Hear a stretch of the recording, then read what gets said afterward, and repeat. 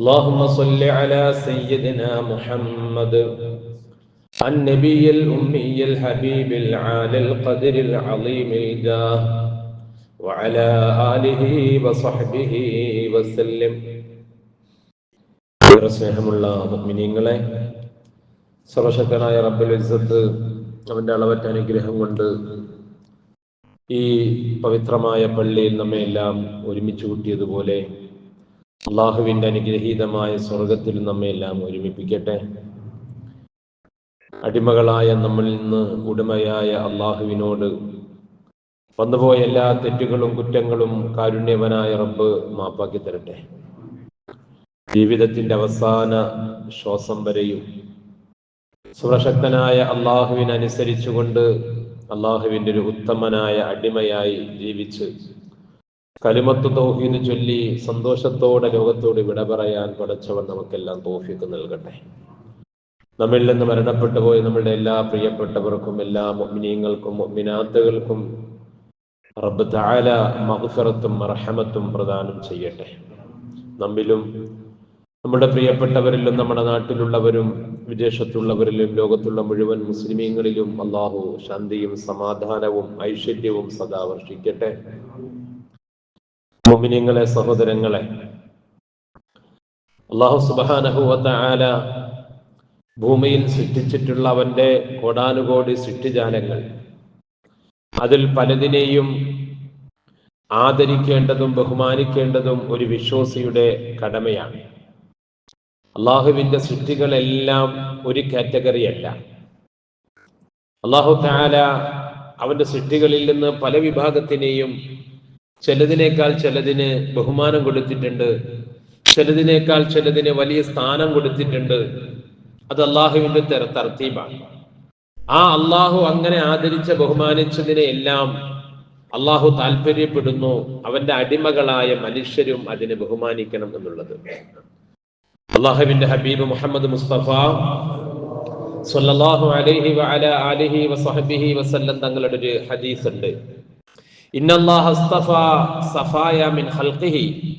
അല്ലാഹു തആല അവന്റെ സൃഷ്ടികളിൽ നിന്ന് ചിലതിനെ പ്രത്യേകമായി തിരഞ്ഞെടുത്തിട്ടുണ്ട്. ഇസ്തഫാ മിനൽ മലായികത്തി റുസുല. എണ്ണമറ്റ മലക്കുകളിൽ നിന്ന്, മലക്കുകളെല്ലാം ബഹുമാനിക്കപ്പെടേണ്ടവരാണ്, പക്ഷേ ആ മലക്കുകളിൽ നിന്ന് തന്നെ ചില ആളുകളെ അല്ലാഹു തആല പ്രത്യേകം തിരഞ്ഞെടുത്തിട്ടുണ്ട് അള്ളാഹുവിന്റെ ദൂതന്മാരായിട്ട്. വ മിനന്നാസി റുസുല. അള്ളാഹുവിന്റെ സൃഷ്ടികളാകുന്ന ഏറ്റവും പ്രധാനപ്പെട്ട വിഭാഗമാകുന്ന മനുഷ്യർ, ആ മനുഷ്യരിൽ നിന്ന് അല്ലാഹു തആല ചില ആളുകളെ തിരഞ്ഞെടുത്തിട്ടുണ്ട്. അവരാണ് മുർസലീങ്ങൾ. വസ്തഫ മിനൽ കലാമി ദിക്റ. ദുനിയാവിൽ ഒരുപാട് സംസാരങ്ങളുണ്ട്, ഒരുപാട് പ്രഭാഷണങ്ങളുണ്ട്, ഒരുപാട് വാഗ്ദനികളുണ്ട്. എന്നാൽ അല്ലാഹു തആല അങ്ങനെയുള്ള സംസാരങ്ങളിൽ നിന്ന് അവൻ തിരഞ്ഞെടുത്തത് അള്ളാഹുവിന്റെ കലാമാകുന്ന ഖുർആനിനെയാണ്. സാധാരണ ഒരു പുസ്തകത്തിന്റെ സ്ഥാനമല്ല ഖുർആനിന്, സാധാരണ ഒരു രചനയുടെ മഹത്വമല്ല ഖുർആനിന്. അതിനെ അല്ലാഹു തആല ബഹുമാനിച്ചു. വസ്തഫാ മിനൽ അർളി മസാജിദ. ഭൂമി ലോകത്ത് അല്ലാഹു തആല സൃഷ്ടിച്ചിട്ടുണ്ട്, പക്ഷേ ആ ഭൂമിയിൽ നിന്ന് തന്നെ ചില സ്ഥലങ്ങളെ അല്ലാഹു മഹത്വമാക്കിയിട്ടുണ്ട്. പള്ളികൾ സാധാരണ ഇടം പോലെയല്ല അല്ലാഹുവിന്റെ പള്ളികൾ. അതുപോലെ വസ്തഫാ മിനശ് ശുഹൂരി റമളാൻ. 12 മാസങ്ങളുണ്ട്, 12 മാസവും ഒരുപോലെയല്ല.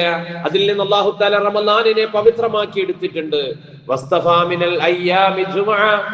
ദിവസങ്ങൾ 7 ദിവസങ്ങളിൽ അല്ലാഹു തആല ഒരു ദിവസത്തിനെ മഹത്വമാക്കിയിട്ടുണ്ട്, ദിവസങ്ങളുടെ നേതാവാക്കിയിട്ടുണ്ട്. അതാണ് ഇന്നത്തെ ദിവസം, ജുമുഅ ദിവസം.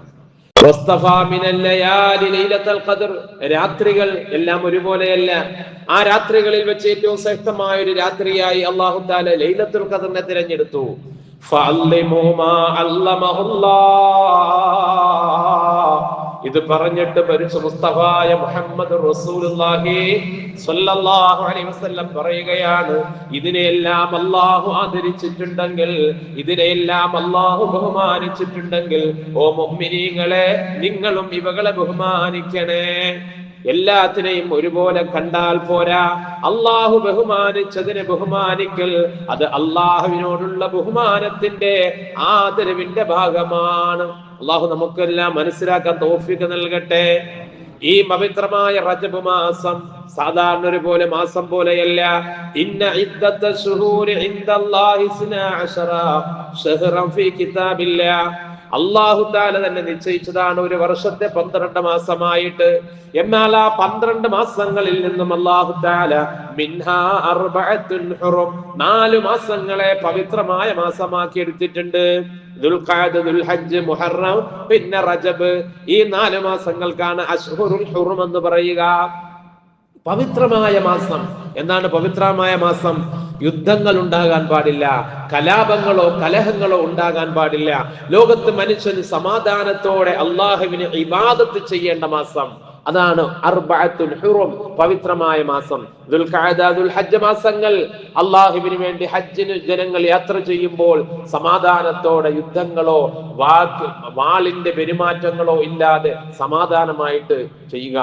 മുഹറം മാസം, പവിത്രമായ മാസം, അള്ളാഹുവിന്റെ ഒരുപാട് അത്ഭുതങ്ങൾ ലോകത്ത് നടന്ന മാസം.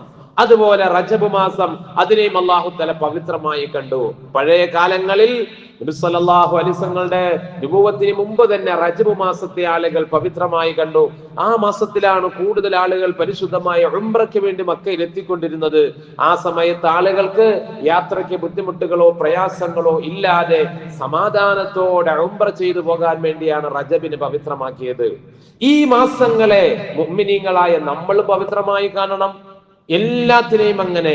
പള്ളി, അള്ളാഹുവിന്റെ പള്ളി, പലപ്പോഴും നമ്മൾ പറഞ്ഞിട്ടുള്ളതാ, സാധാരണ ഒരു ഇടം പോലെയല്ല. ഇൽമിന്റെ സദസ്സ്. ലോകത്ത് അള്ളാഹുവിന്റെ റസൂൽ നമ്മളെ പഠിപ്പിച്ചിട്ടുണ്ടല്ലോ, ലോകത്ത് 2 സ്വർഗപ്പൂന്തോപ്പ് ദുനിയാവിലുണ്ട്. സ്വർഗത്തിൽ, യഥാർത്ഥ പരലോകത്തെ സ്വർഗം, ആ പൂന്തോപ്പിലെത്താൻ അള്ളാഹു നമുക്ക് തൗഫീഖ് നൽകട്ടെ. ആ സ്വർഗത്തോപ്പ് പോലെ ദുനിയാവിൽ 2 തോപ്പുണ്ട്. ഒന്ന് മാ ബൈന ബൈതി വ മിംബരി റൗളത്തും മിൻ റിയാദിൽ ജന്ന. എന്റെ വീടിന്റെയും എന്റെ മിമ്പറിന്റെയും ഇടയിലുള്ള ഭാഗം അത് റൗളത്തും മിൻ റിയാദിൽ ജന്ന, സ്വർഗത്തോപ്പാണ്. അള്ളാഹു അവിടെ എത്താൻ നമുക്ക് തൗഫീഖ് നൽകട്ടെ. ആ സ്വർഗത്തിന്റെ നിർമ്മണം, സ്വർഗത്തിന്റെ സുഗന്ധം, സ്വർഗത്തിന്റെ അനുഭൂതി ആസ്വദിക്കാൻ കഴിയുന്ന സ്ഥലമാണ് ആ റൗള. പിന്നെ ഒരു റൗളയുള്ളത് ഏതാണ്? പിന്നെ ഏതാണ്? മജ്ലിസുൽ ഇൽമി റൗളത്തും മിൻ റിയാദിൽ ജന്ന. വിജ്ഞാനത്തിന്റെ സദസ്സുകൾ, അത് സ്വർഗത്തിലെ തോപ്പാണ്. ഇന്ന് കുറഞ്ഞുകൊണ്ടിരിക്കുകയാണ്, ഇന്ന് നഷ്ടപ്പെട്ടുകൊണ്ടിരിക്കുകയാണ്. പ്രിയമുള്ളവരെ, ആളുകൾക്ക് ആ സ്വർഗത്തോപ്പിലേക്ക് വരാൻ സമയമില്ല, ഒരല്പസമയം ഇരിക്കാൻ സമയമില്ല, ഒരല്പം നന്മ കേൾക്കാൻ സമയമില്ല. ആലോചിച്ചു നോക്കിയേ, ഈ നടക്കുന്നത്, ഈ ജുമ്മയ്ക്ക് മുമ്പ് നടക്കുന്നത്, വെള്ളിയാഴ്ച ഒരു ദിവസം നമുക്ക് കിട്ടുന്നത് ഒരു അരമണിക്കൂർ അല്ലെങ്കിൽ ഒരു 20 മിനിറ്റ് അള്ളാഹുവിനെ കുറിച്ച് പറയുന്നത് കേൾക്കാൻ, അള്ളാഹുവിന്റെ ദീനിനെ കുറിച്ച് പറയുന്നത് കേൾക്കാൻ, ഇതിനേക്കാൾ നല്ലൊരു അവസരം നമുക്കില്ല. ജുമ്മയ്ക്ക് വേണ്ടി ഏതായാലും നമുക്ക് പള്ളിയിലേക്ക് വരണം. അതിനൊരു അരമണിക്കൂർ നേരത്തെ വന്നാലോ ഇത്തരത്തിലുള്ള എന്തെല്ലാം നന്മകൾ നമുക്ക് കേൾക്കാൻ കഴിയും. നമ്മളുടെ മുൻഗാമികൾ ഇസ്ലാമിന്റെ വിജ്ഞാനങ്ങൾ അവർ നുകർന്നത്, അവർക്ക് ലഭിച്ചത് ഇതുപോലെയുള്ള വിജ്ഞാനത്തിന്റെ സദസ്സുകളിലൂടെയാണ്. ഇന്ന് ജുമ്മ എന്ന പേരിൽ എത്രയോ പാവങ്ങൾ എത്തുന്നുണ്ട്. വല്ലാഹി അവർക്ക് ജുമ്മ കിട്ടുന്നില്ല. വരുന്നുണ്ട്, ജുമ്മയ്ക്ക് വരുന്നുണ്ട്, പങ്കെടുക്കുന്നുണ്ട്, ഇറങ്ങി പോകുന്നുണ്ട്. എവിടെ ജുമ്മ കിട്ടാൻ? അല്ലേ? ഞാൻ ഇങ്ങനെ വലിയ വിഷമമുണ്ട്, വലിയ വേദനയുണ്ട്, എനിക്ക് ഒരു തരത്തിൽ പേടിയുമുണ്ട്. റബ്ബേ, എന്റെ ജുമ്മയ്ക്ക് വരുന്നവരാണല്ലോ ഇതൊക്കെ ചെയ്യുന്നത് എന്ന് പഠിച്ചിട്ട് ഞാൻ റബ്ബിന്റെ മുമ്പിൽ സമാധാനം പറയേണ്ടി വരുമല്ലോ എന്ന്. മിമ്പറിന്റെ മുകളിൽ നിന്നിട്ട് എനിക്ക് വല്ല ചെയ്യാൻ പറ്റുമോ? ഞാൻ ഇങ്ങനെ ഖുതുബ ഇങ്ങനെ പറഞ്ഞുകൊണ്ട് നിൽക്കുമ്പോൾ ഞാൻ ഇങ്ങനെ എന്റെ കണ്ണ് തൊടുമ്പോൾ ഈ പള്ളിയുടെ പുറത്തുള്ള സഹോദരങ്ങൾ മുഴുവനും സംസാരമാണ്.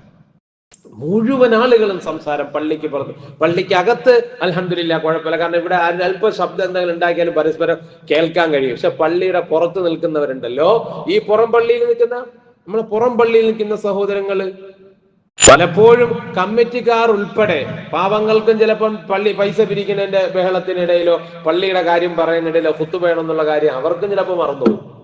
എല്ലാം ഞാൻ പറയണ്ടേ? അല്ലെ? ഖുതുബ ഇമാമ് മിമ്പറിൽ കയറി കഴിഞ്ഞാൽ ഫലാ യതകല്ലമന്ന അഹദ്, ഒരാളും സംസാരിക്കാൻ പാടില്ല. ഇത് എന്റെ ഓർഡിനൻസ് അല്ലല്ലോ, ഇത് അള്ളാഹുവിന്റെ റസൂല് പറഞ്ഞതാ. ഓരോ വെള്ളിയാഴ്ചയും മുഅദ്ദിമാമ ഇത് വാളെടുത്തിട്ട് ഓർമ്മിപ്പിക്കുക സഗൗരവം. പക്ഷെ ആര് കേൾക്കാൻ? അല്ലേ? ഓടി വരുമ്പോഴേ അളിയന്മാരെ കാണുന്നത് വുളു എടുത്തതിനിടയിലും ഖുതുബ കേൾക്കുന്നതിനിടയിലും ഒക്കെ ആയിട്ട്. ഒരു കാര്യമില്ല. ഈ വെള്ളം പാഴാവുന്നതല്ലാതെ പള്ളിയില്ല. ഒരു കാര്യമില്ല എന്റെ പ്രിയമുള്ളവരെ. അള്ളാഹു മനസ്സിലാക്കാൻ തോഫീഖ്. ഈ പാവങ്ങൾ എന്താ ചെയ്യാ? പള്ളി ഇപ്പൊ വന്നിരുന്നാലും എല്ലാവർക്കും ഇഷ്ടം പള്ളിയുടെ പുറത്തിരിക്കാൻ. അകത്ത് നല്ല കൂളിംഗ് ആണ്, AC ഉണ്ട്, സൗകര്യമുണ്ട്, നിശബ്ദമാണ്. എങ്കിലും പല സഹോദരങ്ങൾക്കും ഇഷ്ടം എന്നറിയാമോ? പള്ളിയുടെ പുറത്ത് ആ തിണ്ണയിൽ ഇരിക്കാനാണ്. എന്തെന്നറിയാവോ? മറ്റേ ആള് പറയാലേ അകത്തോട്ട് കയറരുത്, കയറിയാൽ നല്ല കാര്യങ്ങളും കേൾക്കേണ്ടി വരും, കേട്ടാ നീ ചെയ്തു പോകും. ശൈത്താന് ഏറ്റവും വെറുപ്പുള്ള സ്ഥലം ഇൽമിന്റെ സദസ്സാകുന്ന സ്വർഗത്തോപ്പുകളാണ്. അതുകൊണ്ട് തന്നെ നമ്മളെ നാട്ടില് ഈ ജുമ്മയ്ക്ക് മുമ്പുള്ള പ്രസംഗം, ഈ നല്ല കാര്യം പറയുന്നത് എവിടെയാണോ ഇല്ലാത്തത് അവിടെ ഖുത്ബയ്ക്ക് പോകാനും ജുമ്മയ്ക്ക് പോകാനാണ് പല ആളുകൾക്കും ഇഷ്ടം. അങ്ങനെയുണ്ട്. ഈ പ്രസംഗവും ഈ സംസാരവും എവിടെയാണോ ഇല്ലാത്തത് അവിടെ ഭയങ്കര ആളുമാണ്. ജമാഅത്ത് അല്ലെങ്കിലും ഒന്നില്ലെങ്കിലും അവിടെ അല്ലെ, നമ്മൾ റാത്തിക്കൽ മഹലിലെ ആളുകൾ വന്നാൽ ഈ പള്ളി നിറയോ? ഈ പള്ളി മതിയാവൂല. പക്ഷെ പലയിടങ്ങളിലുള്ള പല സഹോദരങ്ങൾക്കും ഒരു അരമണിക്കൂറോ 20 മിനിറ്റോ ഇവിടെ ഇരിക്കാനുള്ള ബുദ്ധിമുട്ട് കൊണ്ടാണ് അവർക്ക് വരാൻ കഴിയാത്തത്. അള്ളാഹു മനസ്സിലാക്കാൻ തോഫീഖ് കൊടുക്കട്ടെ. അതുകൊണ്ട് പ്രിയമുള്ളവരെ, സ്വർഗത്തിലെ പൂന്തോപ്പ് അത് റൗളത്തും മിൻ റിയാദിൽ ജന്ന, മജാലിസുൽ ഇൽമി, ഇൽമിന്റെ സദസ്സുകളാണ്.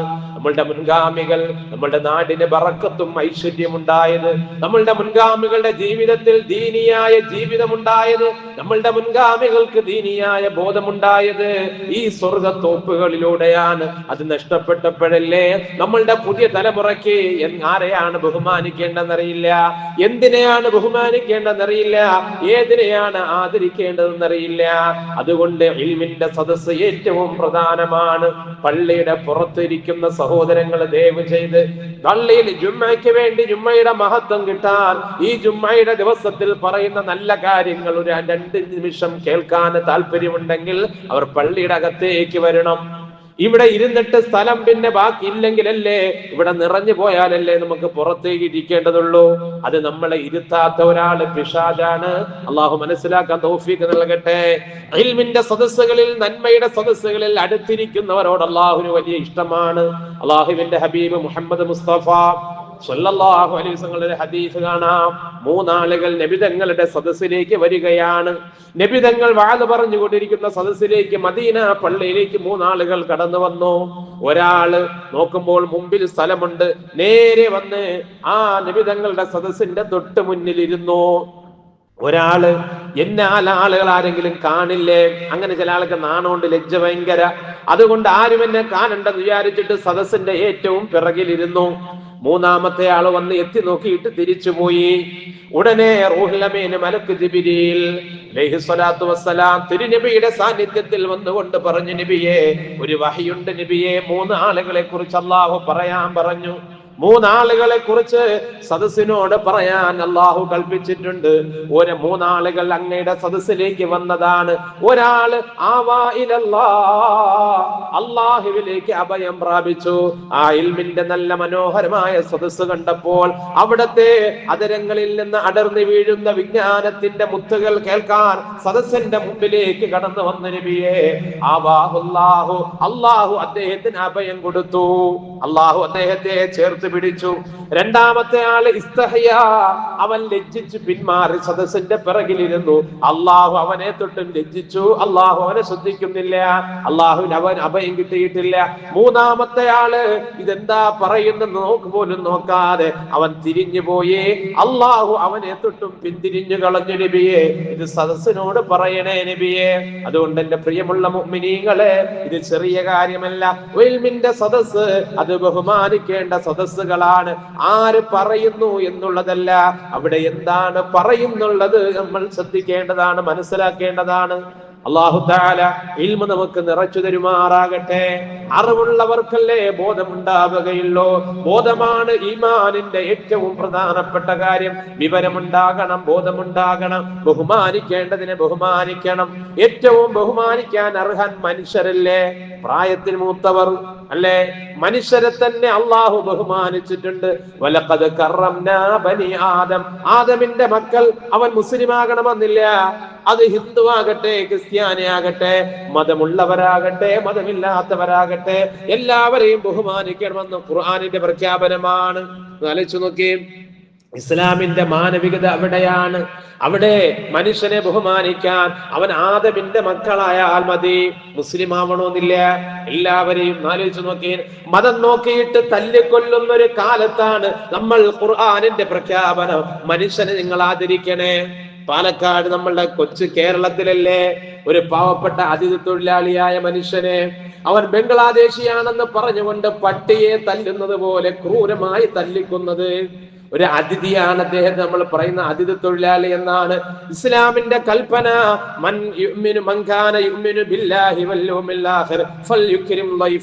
ആർക്കാണോ അള്ളാഹുവിനെ കൊണ്ട് അന്ത്യദിനത്തെ കൊണ്ട് വിശ്വാസമുള്ളത് അവൻ അവന്റെ അതിഥിയെ ബഹുമാനിച്ചു കൊള്ളട്ടെ.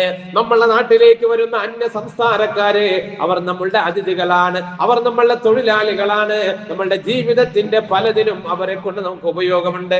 അവരെ ബഹുമാനിക്കണേ എന്ന് ഇസ്ലാമിന്റെ കൽപ്പനയാണ്. പക്ഷേ വർത്തമാനകാലത്ത് ജീവിക്കുന്ന ചില വർഗീയവാദികൾ, ചില ക്രൂരന്മാർ, അവർക്ക് മനുഷ്യരെ കണ്ടുകൂടാ.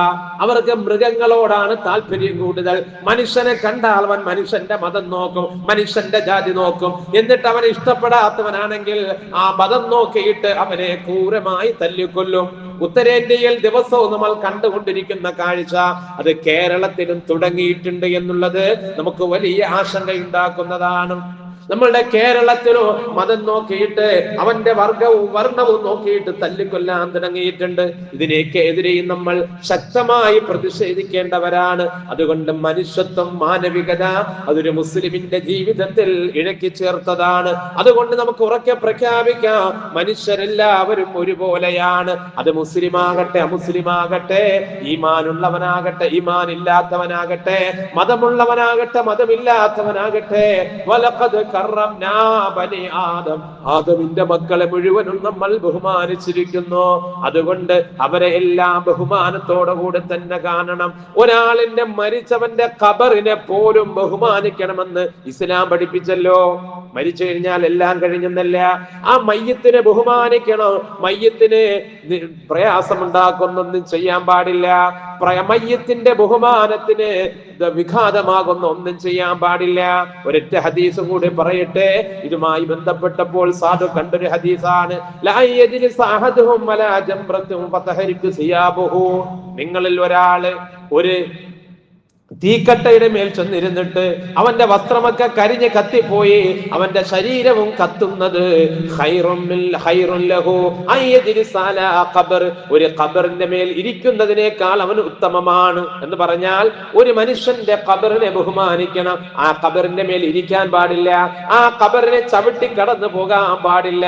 വെറും ഒരു മൻകൂനയാണ്. പക്ഷെ അതിനെയല്ല, അതിന്റെ ഉള്ളിൽ കിടക്കുന്ന ആദമിന്റെ മക്കളെ ബഹുമാനിക്കണമെന്നാണ് പരിശുദ്ധ ഇസ്ലാമിന്റെ കൽപ്പന. അതുകൊണ്ട് നിങ്ങൾ ഒരു തീക്കട്ടയിൽ ഇരുന്നിട്ട് നിങ്ങൾക്കുണ്ടാകുന്ന പ്രയാസം പോലെ ഒരു ഖബറിന്റെ മുകളിൽ നിങ്ങൾ ഇരിക്കുകയോ ചവിട്ടുകയോ ചെയ്താൽ നിങ്ങൾക്ക് പ്രയാസമാണ്. അങ്ങനെ ഒരു മനുഷ്യന്റെ ഖബറിനെ പോലും ബഹുമാനിക്കണേ. അവിടെ മുസ്ലിമിന്റെ ഖബർ എന്ന് പറഞ്ഞിട്ടില്ല, ശ്രദ്ധിക്കണേ. മുസ്ലിമിന്റെ ഖബർ എന്ന് പറഞ്ഞിട്ടില്ല. മനുഷ്യരെല്ലാവരും ഒന്നുപോലെ. അതാണ് മനുഷ്യരെ ബഹുമാനിക്കണമെന്ന് ഇസ്ലാം പഠിപ്പിച്ച ജീവിതത്തിലാണ്. അതുകൊണ്ട് ആരെയും ആക്രമിക്കാതെ, ആരെയും ശാരീരികമായി മാനസികമായി പീഡിപ്പിക്കാതെ, ആർക്കും ഒരു ദോഷവും നമ്മളെ കൊണ്ട് വരാതെ ജീവിക്കുന്നവൻ അവനാണ് ഉത്തമനായ വിശ്വാസി, ഉത്തമനായ മുസ്ലിം. അല്ലാഹു അങ്ങനെ നമ്മൾ ആക്കി തരുമാറാകട്ടെ.